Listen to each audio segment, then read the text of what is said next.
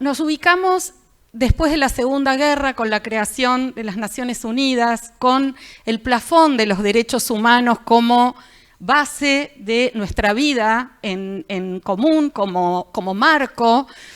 Y si bien las cuestiones ambientales se empiezan a tratar globalmente en el año 72 con Estocolmo, ustedes vieron que estamos celebrando, conmemorando Estocolmo más 50, es decir, esto comenzó hace 50 años. Lo cierto es que toda la plataforma del sistema de derechos humanos y ese marco jurídico, vamos a ver que nos ofrece una base fundamental que con el puntapié dado en Estocolmo, que no es casual, el puntapié dado en Estocolmo a nivel global viene precedido de muchos reclamos ciudadanos, ¿sí?, de una comunidad académica, de distintos sectores muy preocupados por un entorno que ya no podía sostener ese crecimiento inagotable que se pretendía, ¿no?, imposible para nuestro planeta y para nuestras realidades. Y lo cierto es que a Estocolmo se llega, y vamos a ver que esto ocurre en general. Naciones Unidas es una caja de resonancia y tiene que dar respuesta, ¿no? Entonces, cuando se llega a Estocolmo, se llega con una acción ciudadana, reclamos, involucramiento de sectores. ¿Y por qué digo esto? Porque lo que vamos a ver es que en la evolución del derecho ambiental, la democracia ambiental, los derechos de acceso, están siempre relacionados, ¿sí? Las cuestiones, las preocupaciones no surgen por generación espontánea, sino porque hay una preocupación social, una comunidad muchas veces movilizada.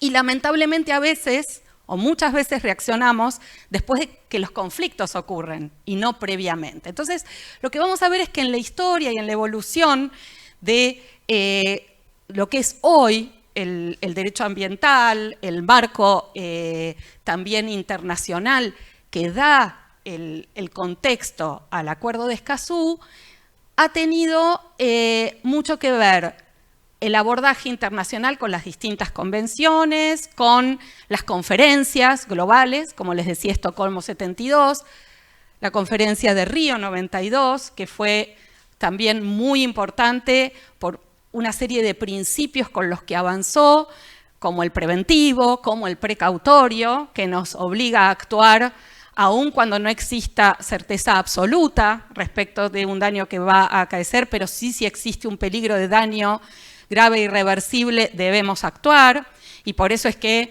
este es un principio fundamental también para todo el marco ambiental y el marco de químicos específicamente. También la cumbre de Río 92 trae de la mano un principio fundamental, que es el principio 10 de Río, que vamos a ver, trata el trípode del acceso a la información, la participación ciudadana y el acceso a la justicia en temas ambientales. Y lo que vamos a ver es que de la mano de esta evolución que llega al día de hoy, se va a ir dando como se van a ir aunando, se van a ir fusionando las agendas de los derechos.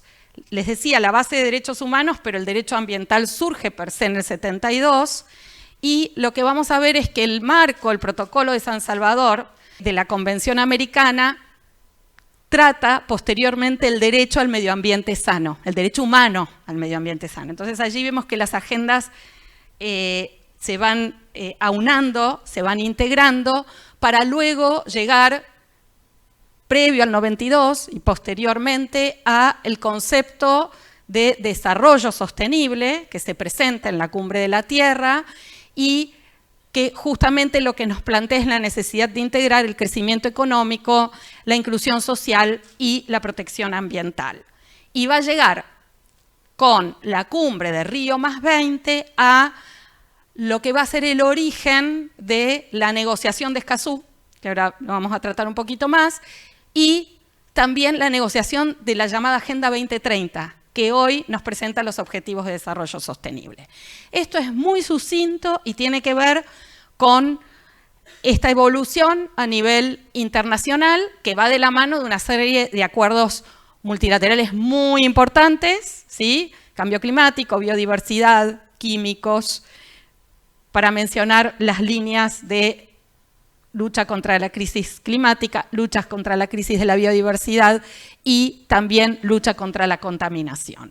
Esta introducción, ¿por qué la hago? Porque todo este movimiento internacional ha tenido una correlación a nivel nacional y yo siempre digo que la nación se ha visto históricamente como una especie de sándwich, ¿me entienden? Con el movimiento internacional y lo que ocurría en las provincias, porque en muchas provincias la cuestión ambiental se introdujo en la Constitución Nacional antes, en la Constitución Provincial antes que esto ocurriera a nivel nacional. Esto sumado a las acciones ciudadanas, a las organizaciones de la sociedad civil, a los ámbitos movilizados, ha hecho que tanto a nivel internacional como a nivel provincial, en la reforma del 94 haya inexorablemente surgido la necesidad de involucrar la cuestión ambiental. Como les decía, de la Cumbre de la Tierra, el principio 10, lo que trata es que la mejor forma de considerar las cuestiones ambientales es garantizando el acceso a la información pública ambiental, la participación en los procesos de toma de decisión y el acceso a la justicia en estos temas. ¿Qué ocurrió en el 2012?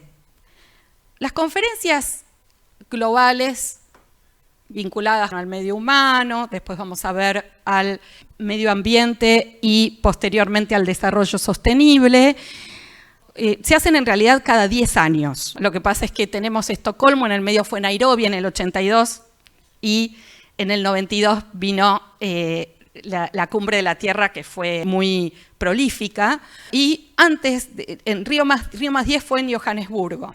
Esto de los derechos humanos, derechos ambientales y vinculados al desarrollo sostenible, como les decía en la evolución, también se da en el abordaje de estas conferencias mundiales, que lo que buscan de alguna manera es no solamente hacer real el derecho al ambiente y la política ambiental, sino hacer real el marco de desarrollo sostenible tan necesario para nuestro planeta. Buscan un horizonte común, muy difícil de alcanzar, lo sabemos, pero muy necesario de abordar.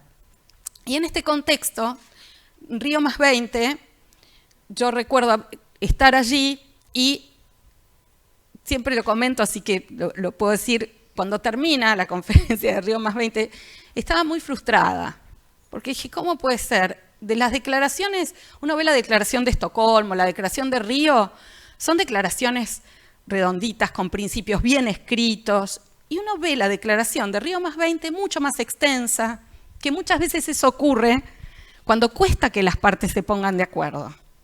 Pero claramente el desafío era muy grande en ese momento y era necesario generar las líneas de negociación para que se pudieran dar más pasos.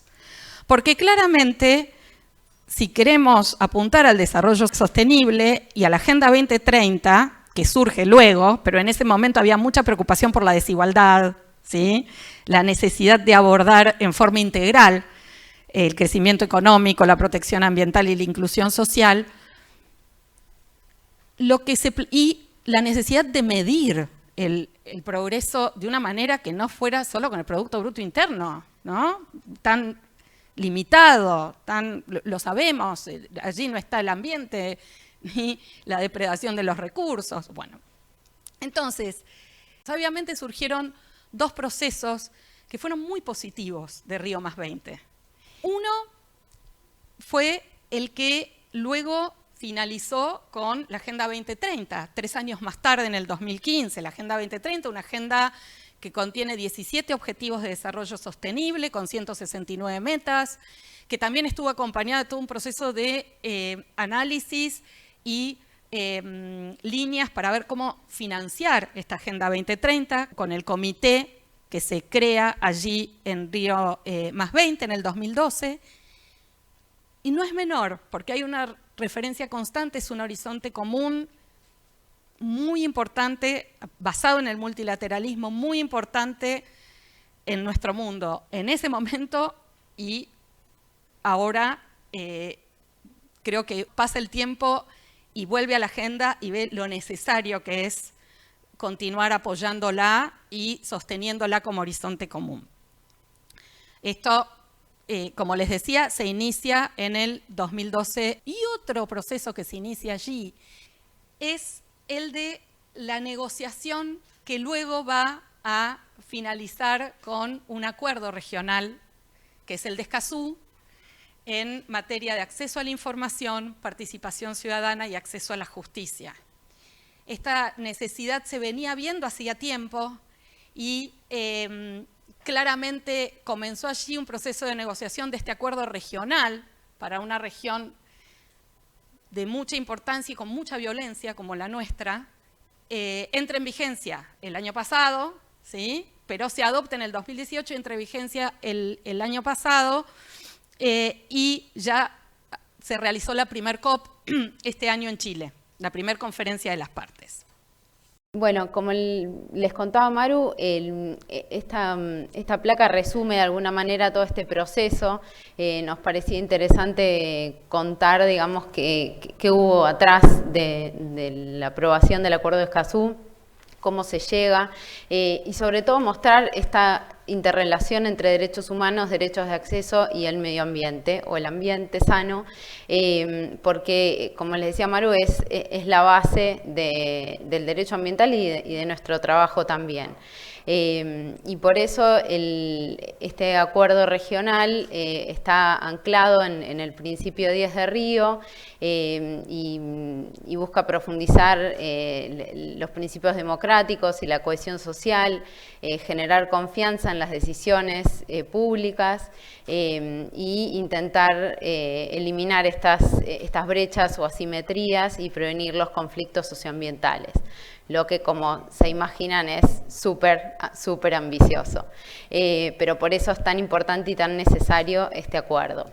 Este instrumento también busca plantear esta redefinición de las relaciones internacionales entre el Estado, el mercado y la sociedad, y como ahora vamos a comentar un poquito más adelante, cambia el enfoque de la misma manera que lo hace la Agenda 2030 con el desarrollo sostenible, cambia esa lógica de los convenios internacionales donde todo el foco está puesto en el Estado y empieza a ver a los otros actores que necesitamos que participen, la sociedad, el sector privado, porque esto no es un problema o no es un tema que solo le competa a las autoridades. Y como vamos a ver también un poquito más en detalle más adelante, está íntimamente relacionado con el cumplimiento de la Agenda 2030. Si no trabajamos en la viabilidad de los derechos de acceso, no vamos a poder pensar en tener un desarrollo sostenible que incluya a todos estos actores y especialmente que haga foco en esas brechas, en esas diferencias y que pueda traer a las personas en situación de vulnerabilidad a la discusión con las mismas herramientas y que puedan formar parte de los procesos. Como recomendación, los invito a consultar la página de la CEPAL, que tiene, digamos, tiene el ABC del Acuerdo de Escazú, muchísimo material, y también esta serie de infografías que tomamos para preparar la presentación, que son muy útiles, muy didácticas, así que los invito a consultarla también. Como les decía, el principio 10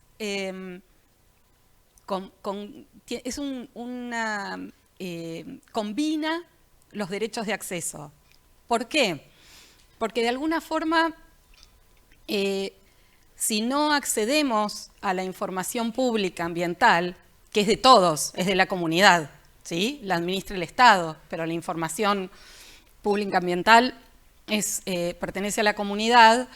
Si no tenemos la posibilidad de acceder a esa información, va a ser muy difícil que podamos tener conocimiento del ambiente que nos rodea y participar en los procesos de toma de decisión que se refieren al ambiente. Entonces, por eso es que generalmente, y la línea de Escazú sigue claramente este orden, primero abordamos el derecho a acceder a la información, ¿sí?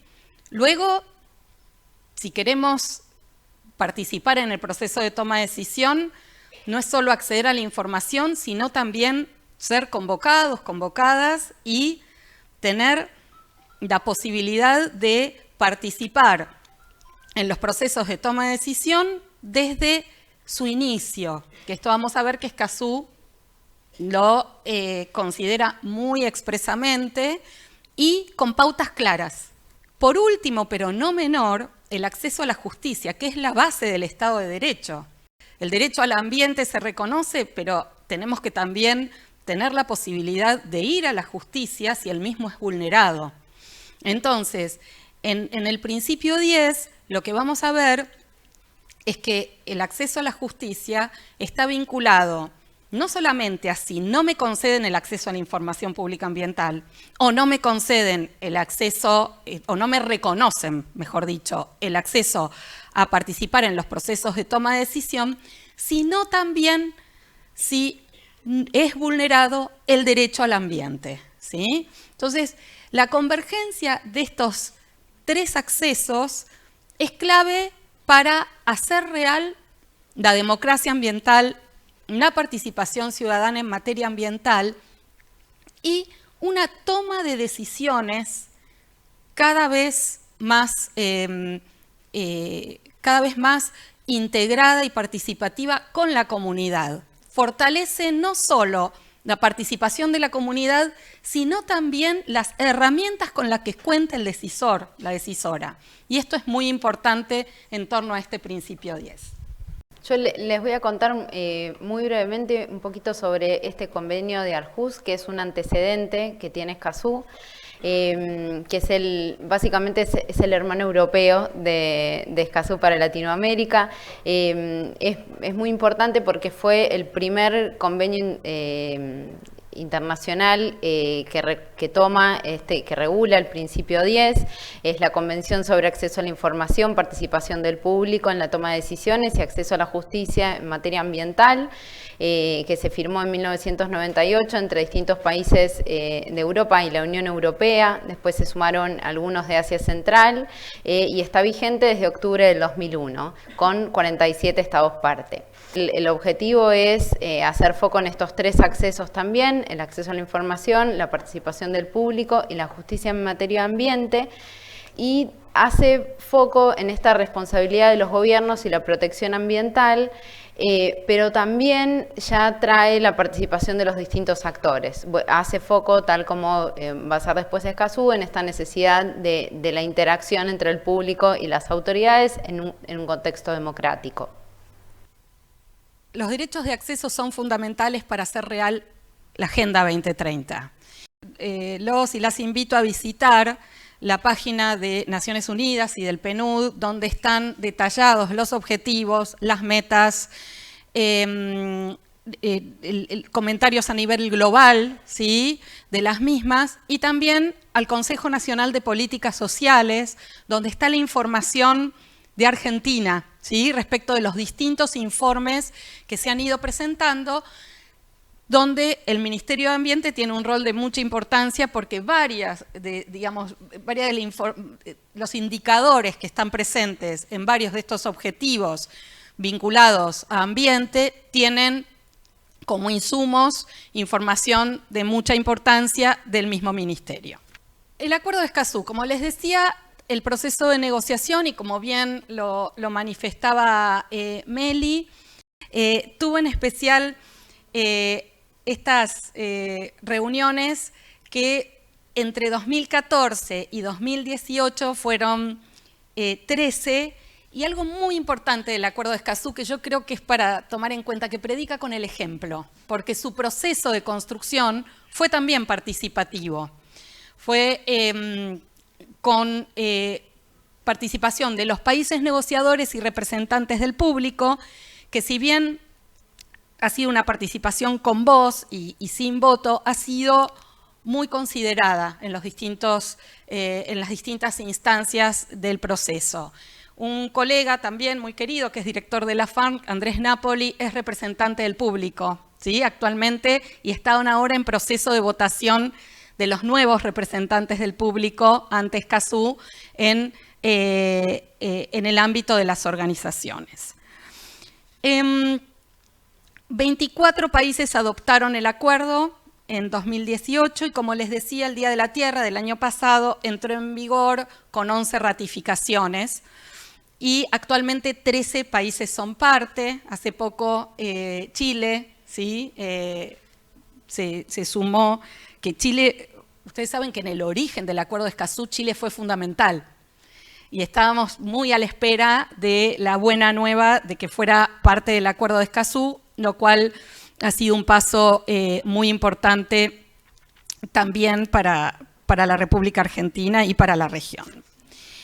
Como les decía, el Acuerdo de Escazú trata el principio 10, pero algo que me parece que es importante tener en cuenta y que se vincula a nuestra región en forma muy clara es el lugar que va a tener, por un lado, la protección de los defensores y defensoras ambientales, que lamentablemente ha sido, no sé el último año, pero es la tasa más alta de asesinatos que se da la de la región, de personas que defienden al ambiente, y esto verdaderamente es muy preocupante. Entonces se decidió sumar un capítulo específico que trabaja en 3 líneas: entorno propicio para los defensores y defensoras, protección de los defensores y defensoras y prevención y reacción en caso de que sean violentados o violentadas, ¿sí? Estas serían las principales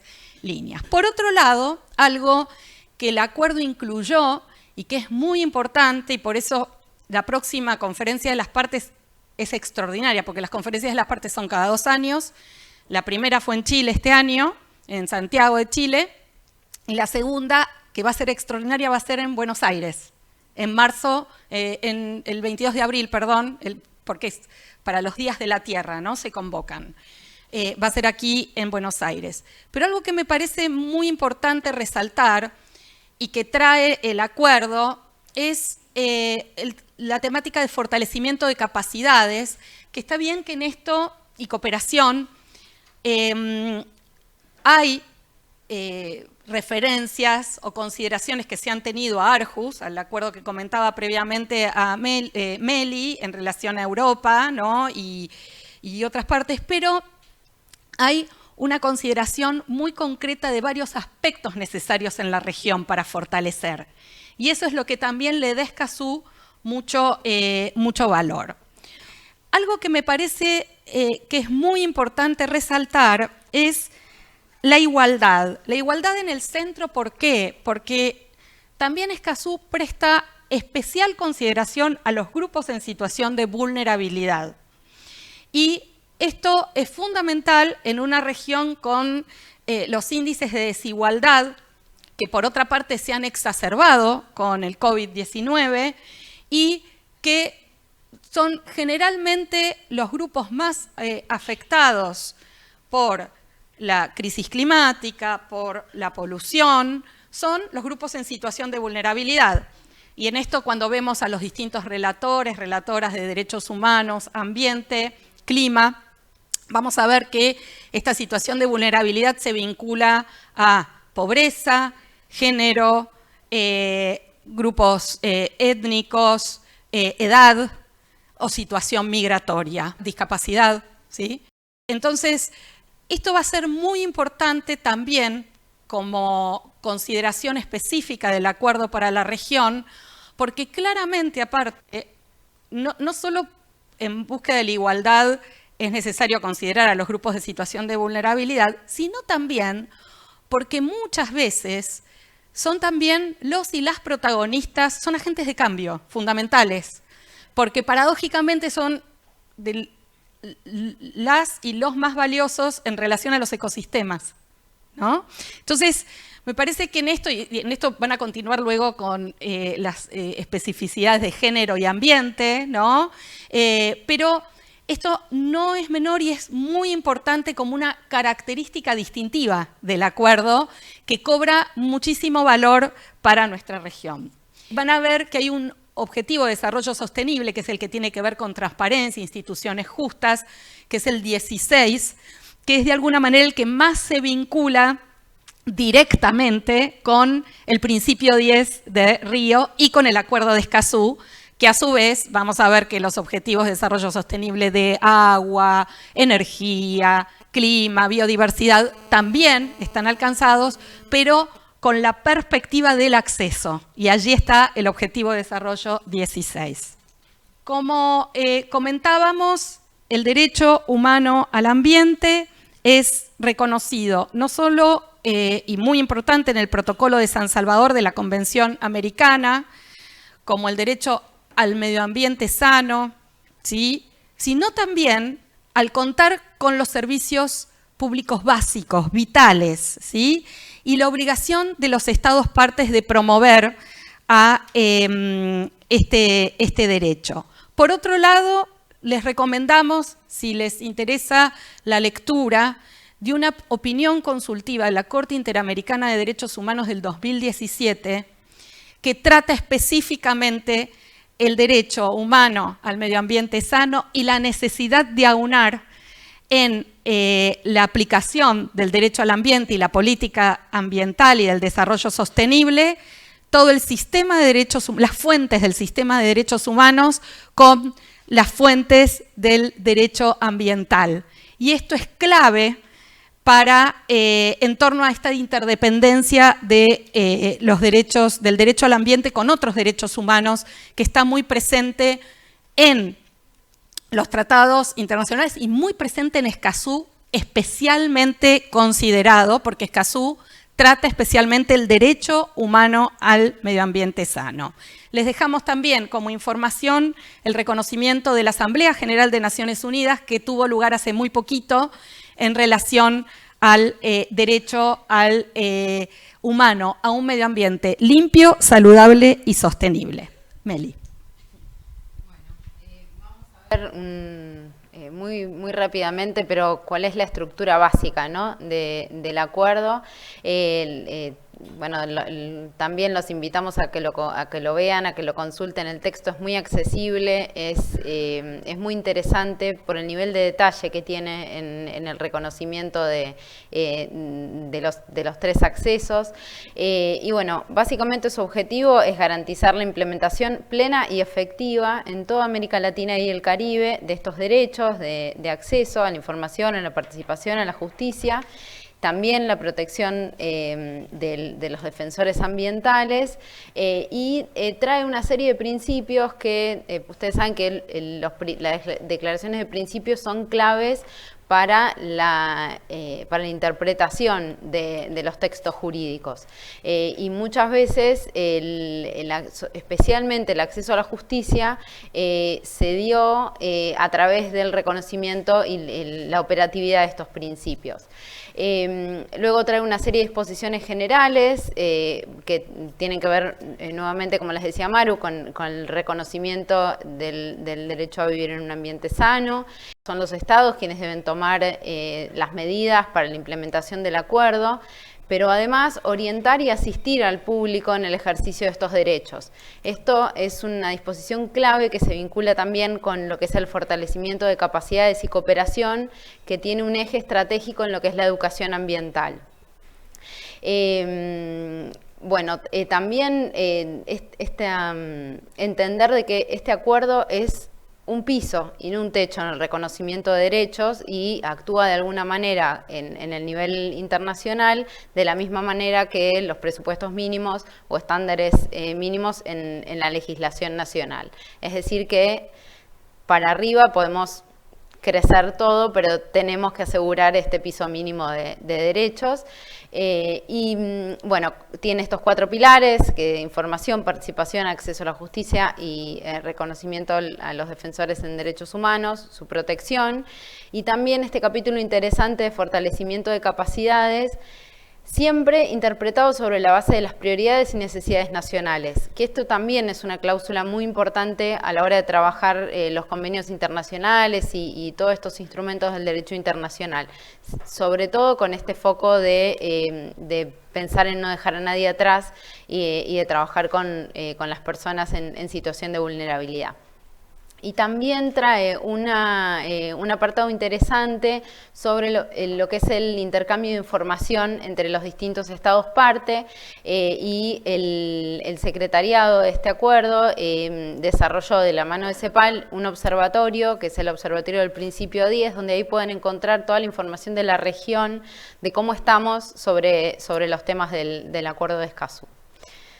Yo resaltaba antes que la evolución a nivel internacional vino acompañada también a nivel nacional con todos los cambios que se dieron en las provincias, luego la Constitución del 94 con explícitamente el derecho al ambiente sano y también el artículo 41 en relación a las normas de presupuestos mínimos de protección ambiental. Entonces, del 2012 en adelante, el Congreso Nacional tuvo un rol muy importante con una ley madre, ley estructurante, que es la Ley General del Ambiente.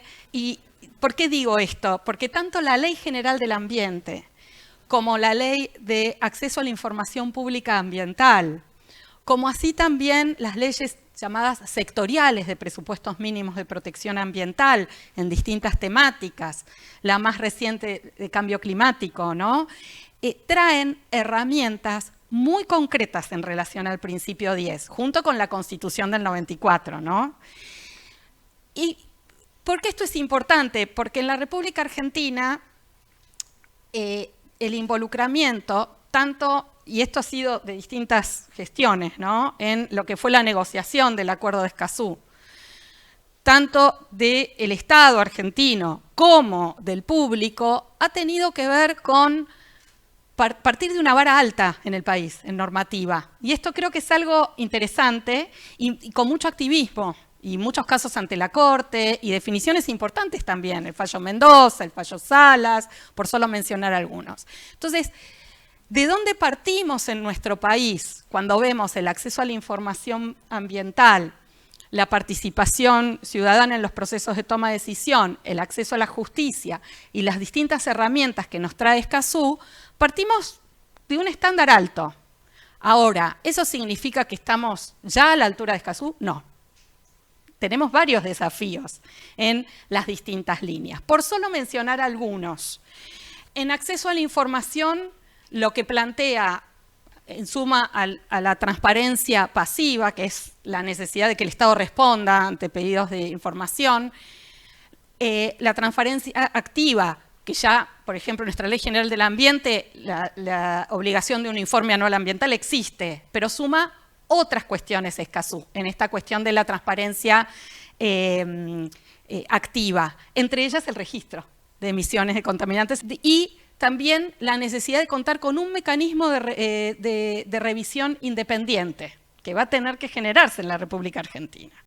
En participación ciudadana suma, y en todos los casos suma muchísimas cuestiones respecto de los grupos en situación de vulnerabilidad, hasta en la utilización de los medios electrónicos, la importancia de que esto no agudice la brecha digital, sino que por el contrario se procure la inclusión de la ciudadanía cuando se utilizan medios electrónicos. En participación ciudadana, todo lo que trae en participación temprana el acuerdo es muy concreto, ¿sí? Esto también representa un desafío muy concreto para nuestro país. En acceso a la justicia, estoy mencionando algunos, ¿no? Porque hay varios y ustedes van a verlos. En acceso a la justicia, la existencia de organismos especializados. ¿Esto qué quiere decir? Juzgados ambientales, fiscales. Bueno, allí hay como varias cuestiones para trabajar y desarrollar. Y aquí les dejamos y continuar. Es decir, estamos a disposición para esta información u otra que ustedes quieran o necesitar o que requieran. Con todo gusto, desde el PNUD y junto al proyecto estamos a disposición para fortalecer todo un proceso, porque cada uno de los accesos, la protección de los defensores y defensoras, el mismo mecanismo de cumplimiento del acuerdo, implican muchos desafíos para poder estar también desde nuestro país, aún con los avances con los que ya contamos, a la altura.